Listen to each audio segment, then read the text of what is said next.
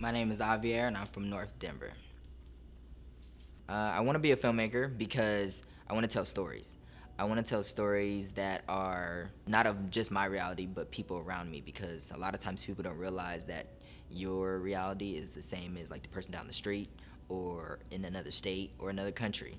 So a lot of times you'll get people that recognize and can be able to relate to your story. They can feel your story. To be a filmmaker, you have to be honest. You have to be brutally honest. From whatever position you desire to be in, which is art department, which is or directing or producing, you have to be honest. The stories come from our hearts, come from our minds, and in some way, shape, or form, they transfer to audiences through visually, through words, through the actions, through in between the lines. And you have to be honest, and you have to have the charisma to sometimes not even tell the popular story, or something, or show something that's not popular. That's what's going to make you stand out. But you have to be able to change up. You have to follow your own gut, and a lot of times it comes from the gut. You can't always be like, oh, this is what I think, and this is what they've been doing, so let's go ahead and just continue that. Sometimes you have to do what's not popular, because then that's what becomes the new norm or the new trend. You can't fall into the trap, as everybody puts it nowadays. Growing up in a not so rough and rough neighborhood at the same time, I saw a lot of things. I approach my writing through my family, my mom. I tell the stories that they tell me. I listen. I saw my dad being shot before.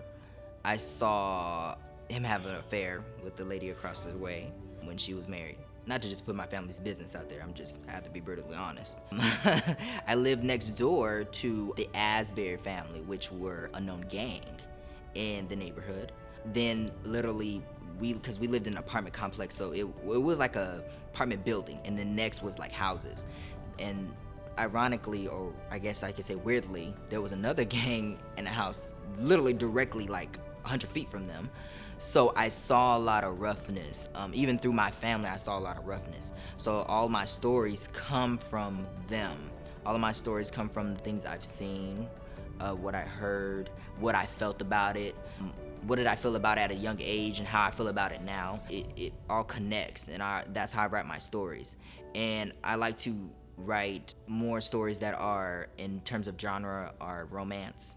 How does it affect romance? Seeing your father being shot, what does that do to somebody? Because it takes a toll. Crime. I love crime shows. I love like First 40, all those type of shows. So seeing that and this, I connected to, and you can write a great story from that and see how people react to it. I love stories that are thriller. I will say that like fantasy, I love all fantasy movies, but those are more to escape your reality and enter someone else's. When it's time to be serious, which I am a lot of the time, I go to see crime movies, thriller movies, romance movies, because those are, I feel like, the three biggest that people connect with, that they find relatable, that they can laugh at as easy as they can cry from. Like, you can laugh, cry, and get mad at the same time. I don't see people having conversations no more. People in their own worlds, doing their own thing, and we just letting life pass us by. We're not living life, we're letting life live us. And then when you get back to the end of your life, you're looking at it like, well, what the hell am I doing? I done wasted my time. I'm not saying you gotta know everybody on your street. I'm not saying you gotta know everybody in your neighborhood, but get to know somebody, hear their story, or listen to them, talk with them, because we are people. And that's what our job on this earth is to be people, be humans, and connect and love. And that's what I'm all about. So at the end of the day, I want to be honest and want to be relatable no matter what. Seeing so much happenstance in my life, it wasn't sad. It was a story for me. It was a way of telling me how to orchestrate my life in correctness. I grew up with love, crazy, and violence in my life. I honor it, and I even want to take the time right now to say thank you. However, I did grow up with love. Having violence and crazy all around me, it was an exhilarating experience as much as a scary one. That's why it was so exciting. That's why I'm a realist in my writing rather than an idealist. It allows me to connect with people, and that's what type of storyteller and filmmaker I want to be. My name is Aviere, and I'm from North Denver.